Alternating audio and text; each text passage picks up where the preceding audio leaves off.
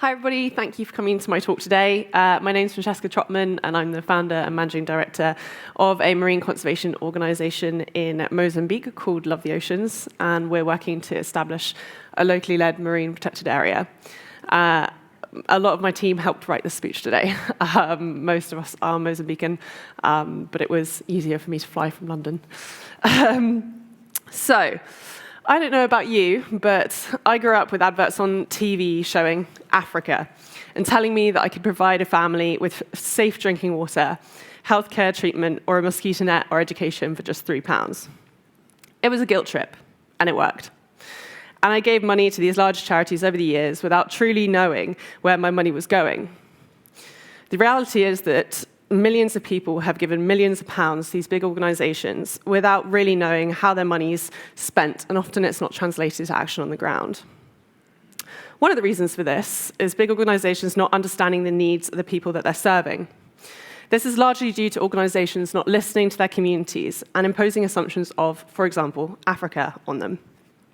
International NGOs feel the need to provide solutions instead of listening to those who live there, who already have solutions, and empowering them to carry them out.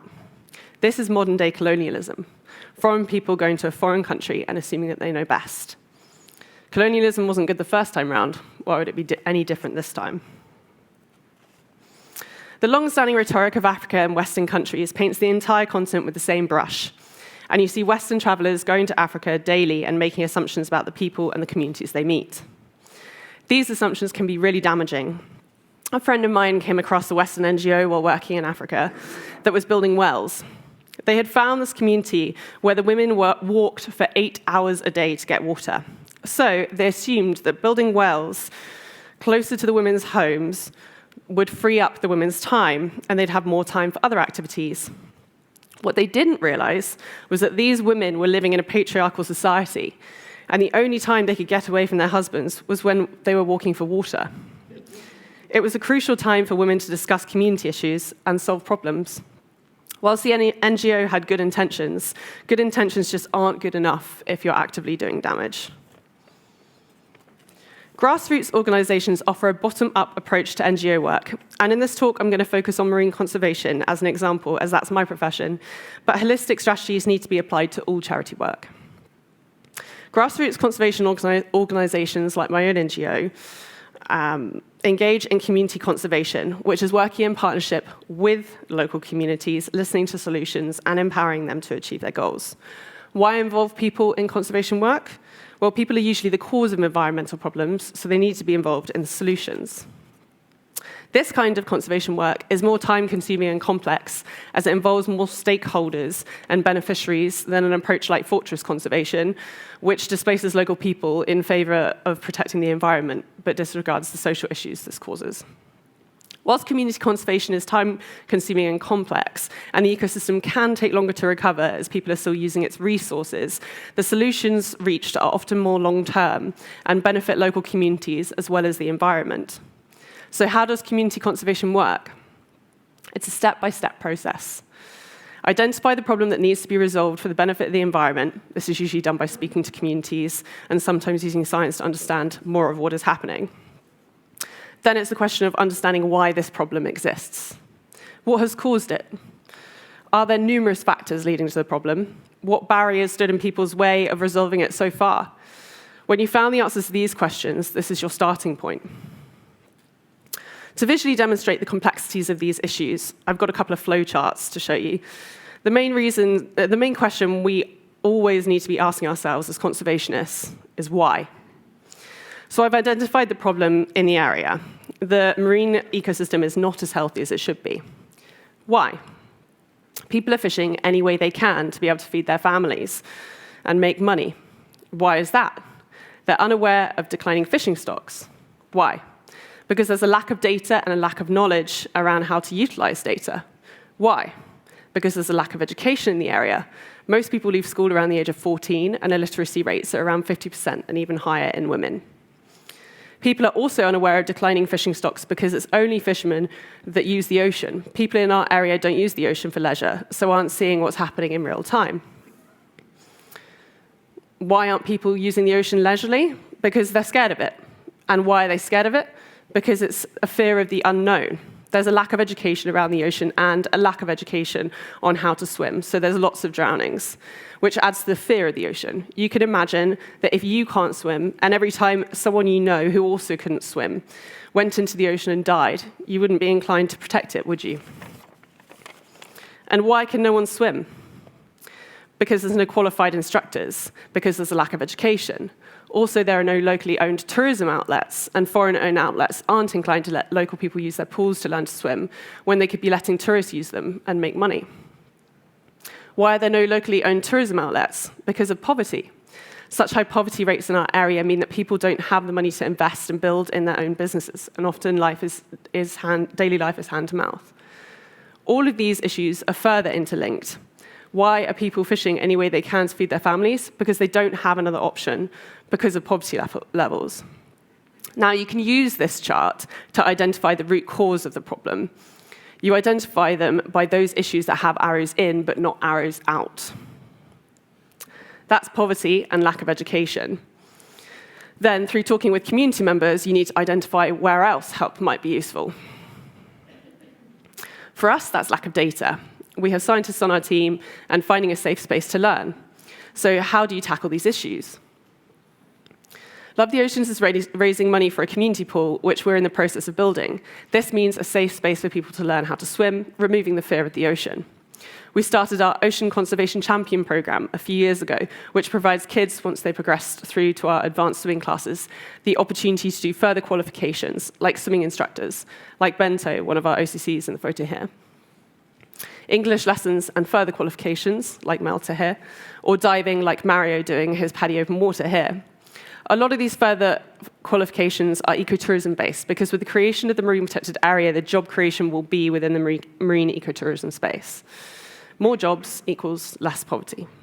We also have an education program around this, sponsoring 2 of our OCCs to finish high school every year, and we're working with schools in our area to improve teaching facilities and resources, all working to improve education, especially around marine conservation. We run community workshops covering a range of marine conservation issues like sustainable fishing, turtle nesting, and marine resource management. And all of the data we collect feeds back into these workshops. We also have an alternative livelihoods section of the organization, identifying possible alternative livelihoods to fishing, like agriculture, sustainable honey harvesting, aquaculture, which would all supplement income and alleviate pressure on the ocean to provide both food and financial security. By tackling these root causes, you remove the other problems in the flowchart, eventually solving your original issue largely through social issues. This is why involving communities in conservation is so important. These issues are just so complex. When you think about your conservation strategy, you also have to think about your stakeholders. As mentioned, in community conservation, you have a lot of stakeholders. In our area, 53% of our population are women. But there are no women involved in the marine space. Why is that a problem? Well, to create an efficient and effective conservation strategy, you need all your stakeholders to have a seat at the table. Let's look a bit closer at that. So there are no women involved in marine conservation. Why? No women can swim. Why? There are a few reasons. First, they don't have access to menstrual products compatible with swimming. There are also no female swimming role models, and swimming is seen as a less essential skill for girls, which is a rhetoric perpetuated by the fact that there are no swimming women role models. Why don't women have menstrual products compatible with swimming? Because the products simply aren't available in our area. We're fairly rural and remote, so things like cups and tampons are difficult to get. Swimming is seen as a less essential tool for girls because traditionally women look after house and farm. Why? This is because they're less qualified than their male counterparts. Why? Because they're dropping out of school early. Why is that? Because they're having children and getting married very young. In our community, having sex out of wedlock is not taboo, but getting pregnant out of wedlock is. So women are having sex very young with little education around contraception and no access to it, getting pregnant and having to get married and drop out of school. So when we identify root causes, we identify these 3: lack of availability of menstrual products, lack of education around contraception and periods, and a lack of access to contraception. How do you tackle these issues? We've recently launched our Women's Health Project, headed by this amazing woman, Joaquina Marangula. This project is working to identify the most useful and desired menstrual products, enabling women to make their periods easier with the potential of creating women-led micro-businesses along the way. We'll also be partnering with health organizations and government to increase access to contraception and deliver educational workshops around menstrual health and sexual health. Once again, once you tackle these root causes, the other issues fall away, enabling you to overcome the initial problem through addressing different social problems and involving people in the solution. This is Melta Marangula, our first female OCC enjoying her swimming lessons. When thinking about your conservation strategy, you've also got to think about the long-term changes that everyone wants to see and how they'll be maintained. You've seen how complex these issues are and why community-led projects are essential. With Love the Oceans, we envisage we'll eventually be able to completely step away from management of the marine protected area, as it will be locally led. Self-sustaining projects like these are better for the environment in the long run and often more financially manageable, with grassroots organizations working on shoestring budgets and complete transparency in their work. We think and hope more organizations are waking up to this grassroots, community-led way of operating and are changing their approach to conservation for the good of the environment. To do this, it's essential to listen to communities, empower them to make changes, and involve people in conservation. As we always say at Love the Oceans, teamwork makes the dream work. Thank you for listening. Thank you, Francesca. Do you want to? Thank you, Francesca. That was a really interesting, very, very thoughtful way of engaging community, which we all talked about and covered. We have a time for a question or two. Yes, so if you state your name and we may need a microphone. 1 second, we need a mic to hear you. Hello, my name is Pedro Mesquita. I just returned from Mozambique after 7 years. I was in Nacala, Porto.